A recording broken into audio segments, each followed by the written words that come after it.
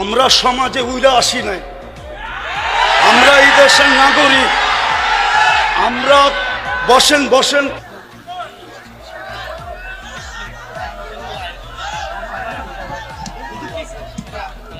সময় নাই আমার কাছে, আপনি বসেন, আমার কাছে সময় নাই। রাখেন রাখেন, আমরা সমাজে উইরা আসি নাই, আমরা এই দেশের নাগরিক। আমরা বসেন বসেন আমরা ট্যাক্স হোল্ডার নাগরিক, ট্যাক্স দেই আমরা, ট্যাক্স। আমরা ট্যাক্স ছাড়া এই দেশে থাকি না। আপনারা বসেন। আমাদের দেশের কালচার এটা হয়ে গেছে, সবাই হুজুরদের কথা বলে কিন্তু হুজুরদেরকে আন্ডার এস্টিমেট করে। আমি পায়ে হাত দিয়া বলবো, আমাকে কেউ আন্ডার এস্টিমেট করেন না। আপনারা আমাকে চিনেন না, আমার পরিচয় জানেন না। বসেন, আপনারা বসেন, আমার পরিচয় আপনারা জানেন না। আপনারা আমাকে আন্ডার এস্টিমেট করেন না। আমরা সর্বওয়াজ মাহফিলে এটা ভুগতেছি আজকে 16 বছর ধরে না। আমরা জন্ম থেকে জ্বলছি। কেন আমি কিন্তু ওয়াজ মাহফিলে আসি, আমরা অনুদান দিয়ে সার্বিক সহযোগিতা করে এখানে এসে দাঁড়াই। আর অনেক সবার কথা বলছি না, অনেক বক্তা আছে অর্থের বিনিময়ে এখানে আসে। বিচার করতে হবে। একজন সমাজবাসী, সমাজপতি, সমাজের যে কমিটি, সে যতটুকু এই সমাজের কল্যাণের কাজ করতে পারবে, একজন ইমাম কিন্তু পারে না। সে তো ইমামের দায়িত্ব নিয়ে বসে আছে, কেন পারে না? আমাদের সভাপতি সাহেব, আপনাদের সভাপতি সাহেব এটা একটু ত্রুটি করেন নাই। আমার বিশ্বাস পরিপূর্ণ দিক নির্দেশনা হয়ে গেছে। আমার হাতেও সময় নাই, বিদায় আমি আশা করি আমার পরে যিনি আসে উনি আপনাদের সামনে কথা রাখবেন, শেষ পর্যন্ত কথা বলবেন। আমি শুধু আপনাদের জন্য দোয়া করব। আর সভাপতি সাহেব যেই কথাগুলা বললেন ওইগুলাই আমাদের পাথেওর জন্য যথেষ্ট, কেননা ওনারা আমাদের দেশের কর্ণধার। ওনাদের কৃপাই আমরা বেঁচে আছি। ওনাদের কৃপা যদি না থাকতো তাহলে হয়তো আমরা দেশে থাকতেও পারতাম না, বা দেশে থাকতামও না। কোথায় থাকতাম আল্লাহই জানে। বিদায় আমি কথা লম্বা করতে চাইতেছি না। আমিও আপনাদের কাছ থেকে বিদায় নিতেছি। আমার পরে যেই বক্তা উনি আসবেন, আমি আপনাদের কাছে অনুরোধ রাখব যে আপনারা ওনার কথা শুনবেন এবং দোয়া পর্যন্ত বসবেন, তারপরে এটাকে পরিসমাপ্তি ঘটাবেন। বলে আমি আমার কথা শেষ করলাম। ওমা আলাইনা ইল্লাল বালাগ।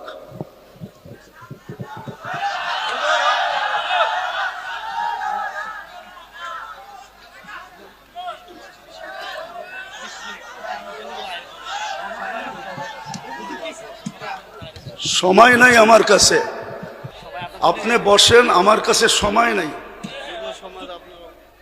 রাখেন, আমরা সমাজে উইরা আসি নাই, আমরা এই দেশের নাগরিক। আমরা বসেন আমরা ট্যাক্স হোল্ডার নাগরিক, ট্যাক্স দেই আমরা, ট্যাক্স। আমরা ট্যাক্স ছাড়া এই দেশে থাকি না। আপনারা বসেন। আমাদের দেশের কালচার এটা হয়ে গেছে, সবাই হুজুরদের কথা বলে কিন্তু হুজুরদেরকে আন্ডার এস্টিমেট করে। আমি পায়ে হাত দিয়া বলবো, আমাকে কেউ আন্ডার এস্টিমেট করেন না। আপনারা আমাকে চিনেন না, আমার পরিচয় জানেন না। বসেন, আপনারা বসেন, আমার পরিচয় আপনারা জানেন না। আপনারা আমাকে আন্ডার এস্টিমেট করেন না। আমরা সর্বওয়াজ মাহফিলে এটা ভুগতেছি আজকে 16 বছর ধরে না। আমরা জন্ম থেকে জ্বলছি, যেটা বাংলাদেশের প্রবাদ বাক্য, আমরা জন্ম থেকে জ্বলছি। জন্ম থেকেই জ্বলা। আর কতদিন? আপনাদের পায়ে হাত দিয়ে বলি বসেন, আওয়াজ করবেন না, কেউ আওয়াজ করবেন না। আমাদের সময়ের দাম আছে। আমাদের সময়ের দাম আছে এরকম যে আমাদের সময়ের দাম নাই, বা আমাদের এইটা কইরা খাইতে হবে এরকম কোনো জরুরি না যে আমাদের ওয়াশ করেই খাইতে হবে। আমাদের খাওয়ার অনেক ব্যবস্থা আল্লাহ রেখা দিছে। যেই আল্লাহ আমাকে জন্ম দিছে উনি আমার খাওয়া তৈরি করেন নাই? না খাওয়া ছাড়া আমাকে দুনিয়াতে পাঠায় দিছে যে আমাকে এইভাবে করে খাইতে হবে? আপনাদের পায়ে হাত দিয়া বলি, আওয়াজ করবেন না। বাস আমি যেটা বলছি সভাপতি সাহেব আমাদেরকে দিক নির্দেশনা ভালোই দেখাইছেন, খারাপ না, কিন্তু আমি আপনাদেরকে বলতেছি আমার হাতে সময় নেই, আমার আরেকটা প্রোগ্রামে যেতে হবে। আমার এইখানে লেখা আছে 9টা, দেখেন যদি লেখা না থাকে। এখন বাজে কয়টা বলেন তো আপনারা? হ্যাঁ, আপনারা আপনাদের লেখার উপরে আন্তরিক না? আন্তরিক না? আপনারা তো আন্তরিক না। আপনারা আমাকে 9টার সময় দিতে পারেন নাই। আপনারা এখন বাজতে শেষ 35 মিনিট আপনারা আমার লস করছেন। বিদায় আমি আপনাদেরকে সময় দিব কোত্থেকে? আমার তো ছিল 9টার থেকে আমি 10টা দিব আপনাদেরকে 1 ঘন্টা। আমার মিশনই তো এই যুবকদেরকে নিয়ে খেলা। আমি তো যুবকদেরকে নিয়েই খেলি। যুবকদেরকে তো আমরাই তৈরি করছি। আমি যদিও দেশের স্বাধীনতা দেখি নাই, আমি দেখবো কোত্থেকে? ওই 4 তারিখের রাত্রে তো আমি ইংল্যান্ড থেকে কানাডায় যেতেছিলাম। আমি তো জমিনেই ছিলাম না, 39,000 ফিট উপরে ছিলাম। নামার পরে আমি শুনছি দেশ স্বাধীন হয়ে গেছে। ওই দিন থেকে আমার দিলে জন্ম নিছে। আর আমি জানি আমার দেশের যুবক নিয়ে কোথায় রিচার্জ চলতেছে। আমার দেশের কয়জন বলতে পারবে এটা আমি জানি না, কিন্তু আমি জানি আমার দেশের যুবকদেরকে নিয়ে কোথায় রিচার্জ চলতেছে, কোন কোন দেশে বাংলাদেশের যুবক নিয়ে রিচার্জ চলতেছে। যে একটা দিন ছিল স্বপ্নে ভাবতে পারতো না। স্বপ্নে যদি কেউ কাজ করা ভাবতো যে উনি স্বপ্নে ভাবতেছে ঘুমের ভিতরে যে কাজ করা ফেলবে, তো উঠা দেখছে হ্যান্ডকাপ নিয়ে দাঁড়ায় আছে। যদি জিজ্ঞাসা করে হ্যান্ডকাপ, বলে তুমি তো স্বপ্নে দেখতেছিল না সরকার কাজ করবা, আমরা টেকনোলজির মাধ্যমে জেনে ফেলছি, বিদায় তোমার হাতে হাত করি পড়াইতে চলে আসছি। আমার দেশের যুবকরা স্বাধীনতা আইনা দিছে। যুবকরা যদি না দাঁড়াইতো আরো 50 বছরের ভিতরে কারো স্বাধীনতা আনার ক্ষমতা ছিল না। বিদায় আমার যুবকদেরকে নিয়ে কোথায় রিচার্জ চলতেছে আমি জানি। আমি জানি পেন্টাগনের কোন কামরায় রিচার্জ চলতেছে। পেন্টাগন চিনো তোমরা? হ্যাঁ, পেন্টাগন তো চিনো না, ঠিক না? কোন কামরায় পেন্টাগনে রিচার্জ চলতেছে? বাংলাদেশের যুবক এগুলা কি? বিদায় আমার মিশনই হলো যুবক নিয়ে খেলা। নাইলে আমি গত বছর এখানে আসছিলাম রাত্র 1টার সময়। আমি জানছি আমি এইখানে আসবো কয়টায় জানেন? 8টার সময় জানছি আমি এইখানে আসব। যদি আমি জানতাম তো আমি আসতাম না। কসম খোদার, আমাকে কেউ নিয়ে আসতে পারতো না। আমি জানছি 8টার সময় যে আমি এইখানে যেতেছি, কিন্তু আমি এর আগে জানতে ছিলাম আমি আরেকটা মার্কেট আছে ওইদিকে। কি মার্কেট জানি? সুলতান মার্কেট যাব, কিন্তু আমাকে বাইপাস করে এখানে নিয়ে আসছে। আমি জানলে আসতাম না, আমার আসার ইচ্ছা ছিল না। সময়টা অনেক চলে গেছে। মানুষের মেমোরির ভিতরে একটা জিনিস সেট থাকে, সেটটা নষ্ট হয়ে গেছে। এখন আপনাদেরকে আমি কি শোনাবো? কিন্তু এতটুক শোনাবো যুবকদেরকে, যৌবনের মূল্যায়ন করো।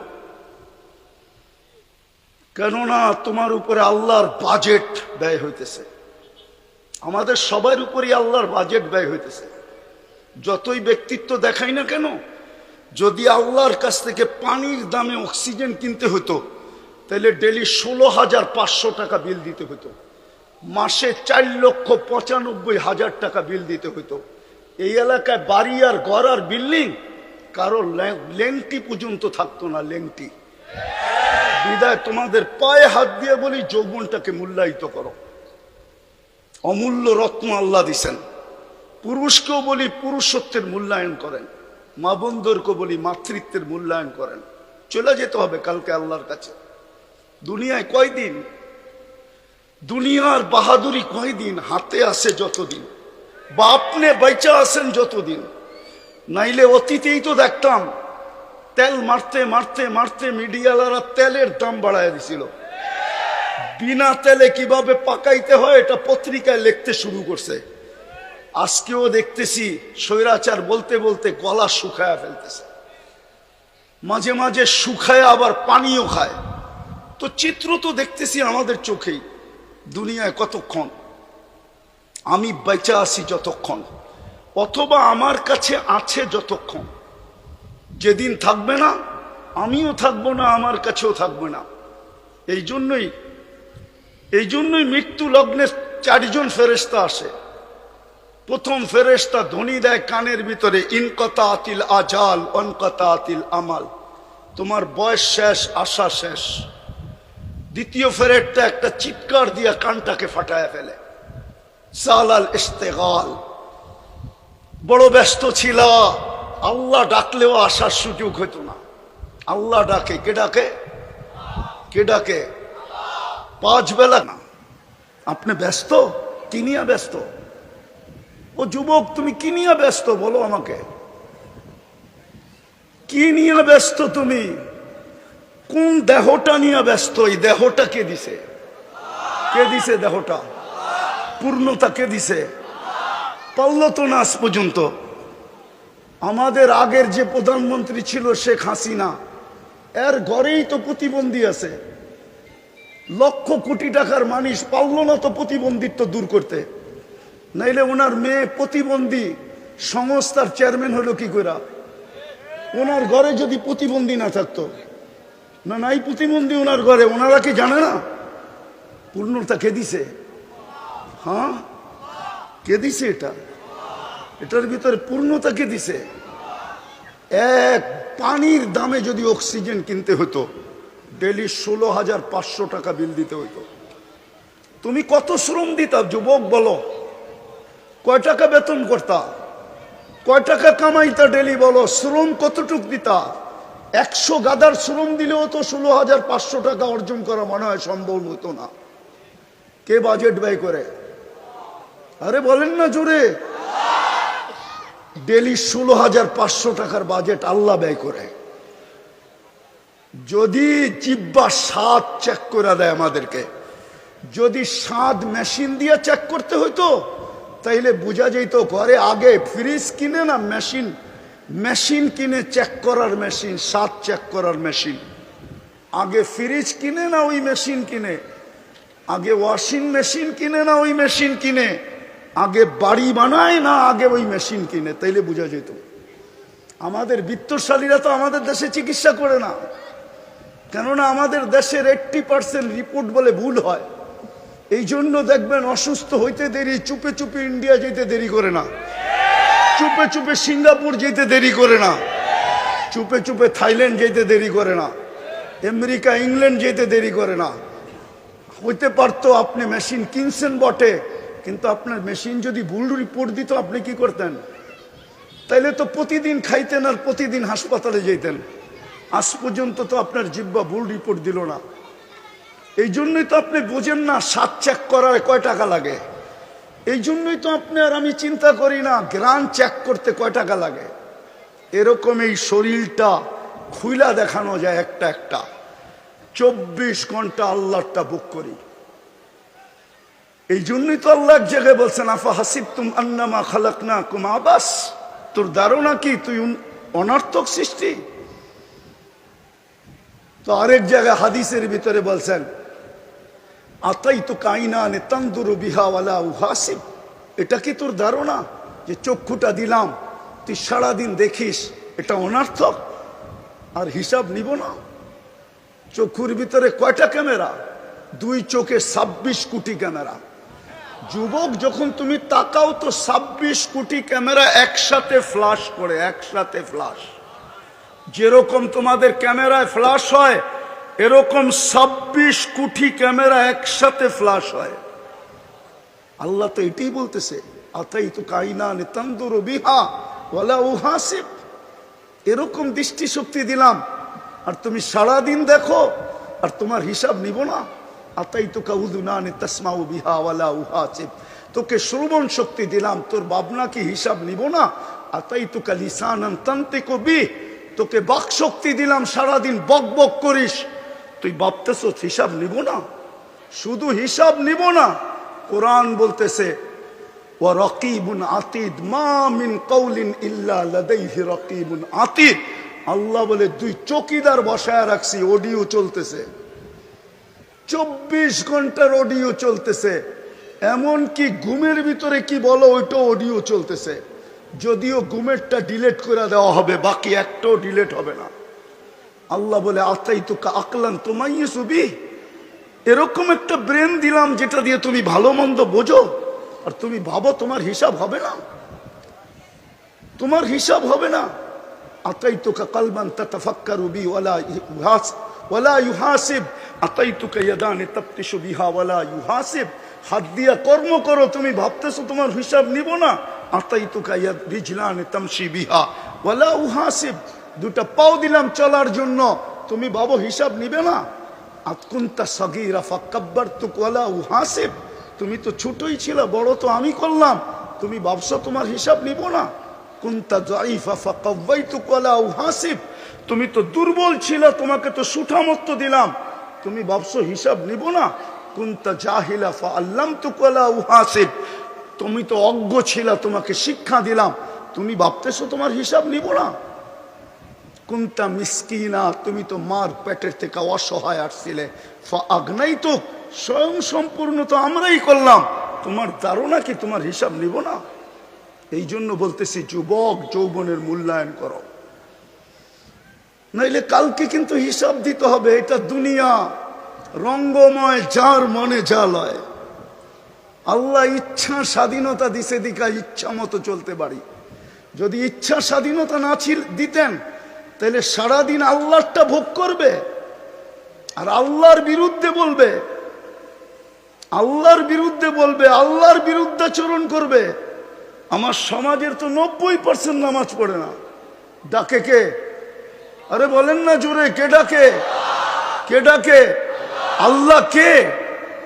যারটা 24 ঘন্টা ভোগ করেন উনি আল্লাহ, যার কাছে হায়াত উনি আল্লাহ, যার কাছে মৌত উনি আল্লাহ, যার কাছে সুস্থতা উনি আল্লাহ, যার কাছে অসুস্থতা উনি আল্লাহ, যার কাছে ধনী হওয়া উনি আল্লাহ, যার কাছে গরিব হওয়া উনি আল্লাহ, যার কাছে ইজ্জত দেওয়া উনি আল্লাহ, যার কাছে বেইজ্জত করা উনি আল্লাহ।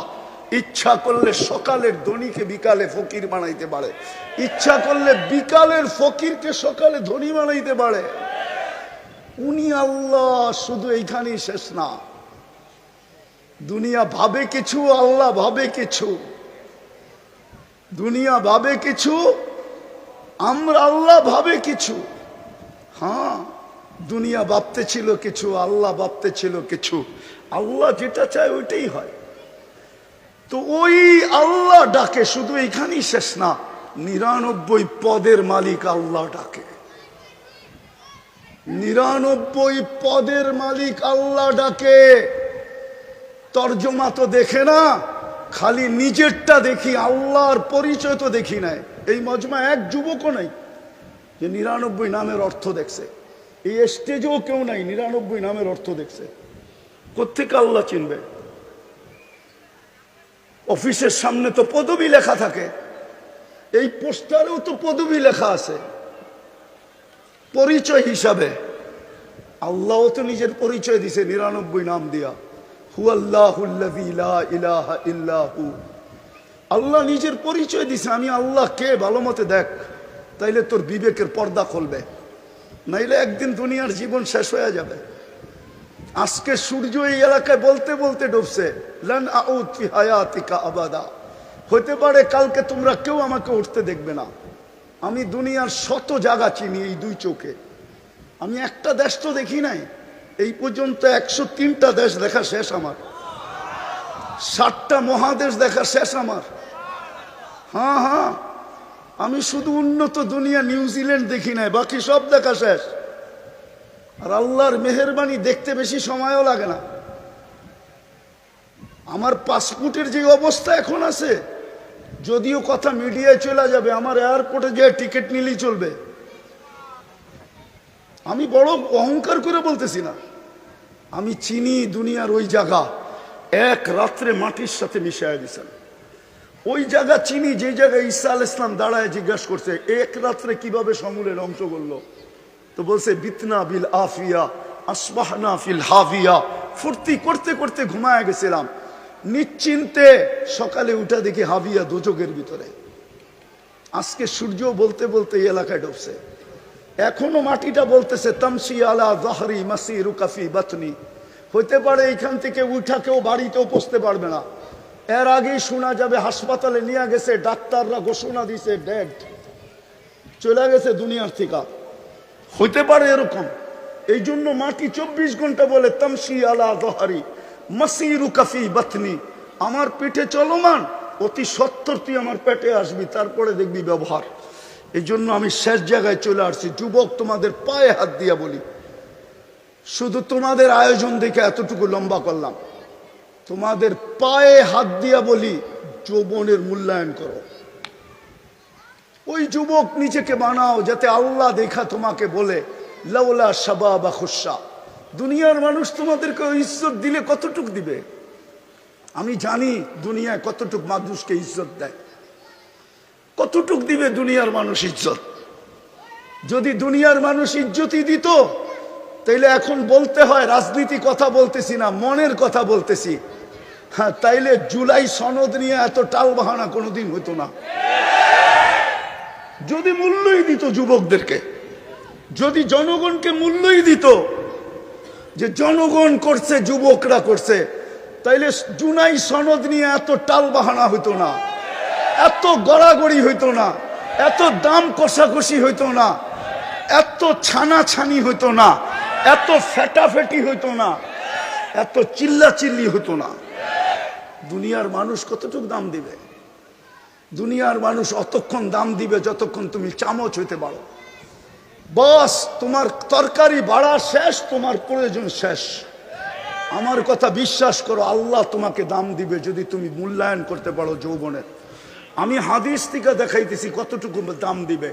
আল্লাহ বলে লাউলা শাবাবা খুশা, ওই যুবকরা যদি জমিনে না থাকতো যে নিজেকে লজ্জাপতির মতো আল্লাহর ভয়ে গুটায় নিছে, আল্লাহ বলে লাজালতু সামা হাদিদা, আমি আকাশকে লোহার বানায় দিতাম, আল আরদা সাফসাফা, জমিনকে তামার, ওমা আনজালতু মিনাস সামাই কাতরা ওমা আমবাততু মিনাল আরদি হাব্বা, জমিন থেকে একটা শস্যের দানা না, আকাশ থেকে একটা বৃষ্টির ফোঁটা না, বাল আনজালতু আলাইহিমুল আযাবা সাব্বা, একের পর এক আযাব দিয়ে ধ্বংস করে ফেলতাম। আর করবেন না কেন? আল্লাহ ডাকে, তারপরও তো আসে না, বলে আমি ব্যস্ত, আমি এই কাজে সেই কাজে, এই সেবায় সেই সেবায় ব্যস্ত। আল্লাহ ডাক, যে আল্লাহ অস্তিত্ব দিল, 99 পদের মালিক।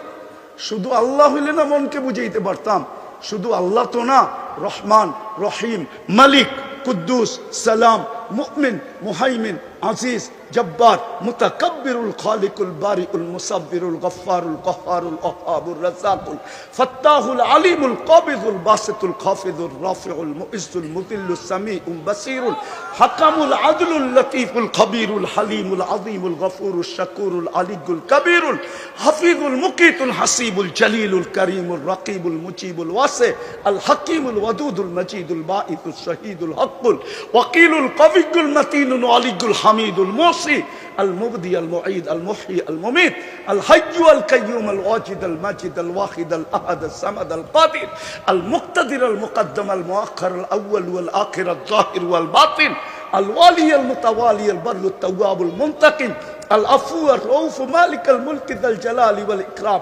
المقسط والجامع والغني والمغني المانع الضار النافع النور الهادي البديع والباقي الوارث والرشيد الصبور جل جلاله 99 পদের মালিক আল্লাহ ডাকে। 90 ভাগ আসে না নামাজে, 90 ভাগ নারী পুরুষ নামাজ পড়ে না। সে এক কাহিনী দিয়ে ইতি টানতেছি। এই জন্যই এক আল্লাহওয়ালা কবরস্থানে বৈশা কাঁদতে ছিল। এক যুবক জিজ্ঞাসা করছে, বাবা তুই কবরস্থানে কাঁদিস কেন? এইখানে তোর কান্না দেখবেই বা কে? আর তোর যদি কোনো প্রয়োজন থাকে মিটাই বইবাকে, তুই লোকালয়ে কাজ যায়া। তো বাবা বলতেছে কেন কাঁদতেছি জানিস যুবক? বললে কি তুই বুঝবি? বলে বল না বাবা, দেখি বুঝে আসে কিনা। তো বাবা বলতেছিল চোখে দেখতেছি, চোখে এই মানুষগুলা যখন দুনিয়ার উপরে ছিল আল্লাহ 24 ঘন্টা মাফ করার জন্য ডাকতেন, কিন্তু কেউ মাপের জন্য হাত উঠাইতো না। আজকে 24 ঘন্টা আল্লাহ মাফ করার জন্য ডাকে। যুবক তোমাকে 24 ঘন্টা ডাকে। এখন তো প্রথম আকাশ থেকে ডাকতেছে। ইমাম বুখারী বলছে, আমি বলি না, হালমি মুস্তাগফির ফাগফির আলা। তারপরে বাবা বলতেছিল বেটা সচক্ষে দেখতেছি এখন সবাই 24 ঘন্টা মাপ চাইতেছে, আল্লাহ একবারও তাকায়া দেখে না। জানি না কথাটা যুবকদের দিলে লাগাইতে পারছে কিনা। আজকে মাফ করার জন্য ডাকে, কেউ হাত তোলে না, না নারী, না পুরুষ, না যুবক, না বৃদ্ধ, না শাসক, না শাসিত, কেউ হাত উঠায় না। কবরে যাওয়ার পরে মাপ চাবে, ওই দিন আল্লাহ আর তাকায় দেখবে না। এই জন্য আসো যুবক, যৌবনের মূল্যায়ন করি। পুরুষদেরকে বলতেছি পুরুষত্বের মূল্যায়ন করেন, মা বলতে বলতেছি মাবুদ নারীত্বের মূল্যায়ন করি। প্রত্যেক শ্রেণীর মানুষকে বলতেছি মূল্যায়ন করেন। মৌত কখন চলে আসবে কেউ জানে না। ওইখানে কোনো পরিচয় চলবে না। যদি চলতো, একটা বলতেছি একটা, তাইলে আবু তালেবের কবর আজকে 25-30 না 89 থেকে এই পর্যন্ত আমাকে কাঁদাইতো না। হ্যাঁ হ্যাঁ, 89 থেকে প্রথম আমি মক্কা গেছি 89-এ, 89 থেকে নিয়ে এই পর্যন্ত প্রতি বছর আমাকে কাঁদাইতো না। একবার না, যতবার যেই ততবারই কাঁদায়। আমি চিনি উনার কবর কোথায়, কার পাশে, কোন কবরস্থানে, যেটাকে ওলামারা জান্নাতুল মুআল্লা বলে, উপরের জান্নাত, মক্কার কবরস্থান। কার পাশে? খাদিজাতুল কুবরা রাদিয়াল্লাহু তাআলা আনহার পাশে আবু তালেবের কবর। ওই কবর আমাকে কোনোদিন কাঁদাইতো না। বললাম তো 89 থেকে কাঁদাইতেছে, প্রতিবার 2 বার 3 বার, প্রতি বছর বহুতবার কাঁদাইতো না। আপনি চেনেন না আবু তালেবকে? সম্পর্ক কার সাথে ছিল আপনি এটাও জানেন না। আপনি কোত্থেকে জানবেন মুহাম্মদুর রাসূলুল্লাহকে? একটা কথা বলি, কবরে প্রথম প্রমাণ করতে হবে, প্রথম কবরের সুয়াল। যারা বলে প্রথম সুয়াল কবরের মান রব্বুকা, এটা মনে হয় তেমন ঠিক না। 3টা প্রশ্ন হবে, এটা ঠিক, কিন্তু প্রথম প্রশ্ন হবে মা কুনতা তাকুলু ফি হাদার রাজুলি মুহাম্মাদিন। ইমাম বুখারী লেখছেন, ইমাম মুসলিম লেখছেন রহমতুল্লাহ আলাইহি। প্রথম প্রমাণ করতে হবে আল্লাহর রসুলের রঙে তুমি কতটুকু রঙিন ছিলা। কেননা মুহাম্মদুর রাসূলুল্লাহ না হইলে আমরা আল্লাহ চিনতাম না। হ্যাঁ, আল্লাহ চিনতাম না, দিন চিনতাম না, কোরআন চিনতাম না, কোরআন পাইতাম না। মুহাম্মদুর রাসূলুল্লাহ না হইলে এক রাত্র 83 বৎসরও পাইতাম না। এক রাত্র যে 83 বৎসরের ইবাদত, এত বড় মর্যাদা আমাদের কপালে জড়তো না। আমরা তো মুহাম্মদুর রাসূলুল্লাহ চিনি না। মুহাম্মদুর রাসূলুল্লাহ আমার সমাজ চিনে না, আমার সমাজের যুবকরা চিনে না, আমার সমাজের কেউ চিনে না। যদি চিনতো তাহলে বাংলাদেশে কেন চিৎকার দিতে হতো কাদিয়ানীকে অমুসলিম ঘোষণা করার জন্য? হ্যাঁ, কেন চিৎকার দিতে হতো যে কাদিয়ানীকে অমুসলিম ঘোষণা করেন? যেই দেশে 90% মুসলমান, ওই দেশে কেন চিৎকার দিতে হতো? হ্যাঁ, সেমিনার কেন করতে হতো? ওলামাদেরকে কেন এই জন্য জেলে যেতে হতো? গুমের কেন শিকার হইতে হতো? এই মুহাম্মদুর রাসূলুল্লাহ আমরা চিনি না। বিদায় কবরের প্রথম প্রশ্ন প্রমাণ করতে হবে তুমি উনার রঙে কতটুকু রঙিন ছিলা। হ্যাঁ হ্যাঁ, প্রথম প্রশ্ন এটা। বুখারী শরীফ উঠায়া দেখেন, আমি বানায়া বলতেছি না। মুসলিম শরীফ উঠায়া দেখেন, আমি বানায়া বলতেছি না। প্রথম প্রশ্ন হবে এটা। এই জন্য পায়ে হাত দিয়া বলি, নিজেকে মূল্যায়িত করি, নাহলে দুনিয়ার মূল্য কতক্ষণ। কবির কথাই তো সত্য, মিলে খাক মে আহলে শাহ कैसे कैसे, जमी खा गई नौजवान कैसे कैसे, अजल ने न छोड़ा किसरा न दारा, उसी से सिकंदर सा फाते भी दिहारा, हर एक लेके क्या क्या हसरत सुधारा, परा रह गया यही ठाट सारा, बचपन ने तुझे बरसों खिलाया, जवानी ने मजनू बनाया, बुढ़ा पे आके फिर क्या क्या सताया, अजल तेरा कर देगी बिल्कुल सफाया, तुझे दुल्हन के रहो सबसे आला, हो जीनत निराली हो फैशन निराला, यूं ही जिया करता है क्या मरने वाला, तुझे हुस्न जाहिर ने धोखे में डाला, जगह जी लगाने का दुनिया नहीं है, ये इबरत की जा है तमाशा नहीं है, अफा हसिबतुम अन्नमा खलकनाकुम अबस। শুধু ঐতিহ্য থেকে যাবে, ঐতিহ্য বেশি দূরে তো না, এটাও তো গাজীপুর, ঠিক না? হ্যাঁ, এটা গাজীপুর তো। হ্যাঁ, বাওয়ালের রাজা নাই, কিন্তু জমিন নিয়ে কামরা কামড়ি এখনো চলতেছে কোর্টে। আমরা চিনি কারা কামরা কামড়ি করতেছে।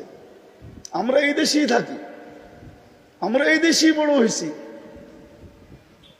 আমরা এই দেশি ব্যাকগ্রাউন্ড নিয়ে উঠছি। আমরা চিনি কারা বাওয়ালের জমিন নিয়ে এখনো কামরা কামড়ি করে, অথচ বাওয়ালের রাজা নাই। ঐতিহ্য আছে, ঐতিহ্য। যুবক, তোমারও ঐতিহ্য থেকে যাবে, আমারও ঐতিহ্য থেকে যাবে, আমরা থাকবো না। চলো আজকে তওবা করে আল্লাহর কাছে নিজেকে দামি বানাই। পারবা তওবা করতে? কে কে পারবে দেখি? তাইলে তওবা করি। আল্লাহ, অতীত থেকে তওবা করলাম। বলো বলো, মনের থেকে বলো, মনের থেকে। সর্বশেষ আজকের থেকে তওবাকে অভ্যাস বানাও। ঘুমের সময় তওবা করে ঘুমাও, নাইলে হইতে পারে একদিন তুমিও চিৎকার দিবে, আমিও চিৎকার দিব, কিন্তু আর তাকায় দেখবে না। আজকে 24 ঘন্টা ডাকে শুধু তওবার জন্য। আর সর্বশেষ আজ থেকে নামাজ ছাড়বো, পাক্কা ওয়াদা। আল্লাহ আমাদেরকে আমল করার তৌফিক দান করেন।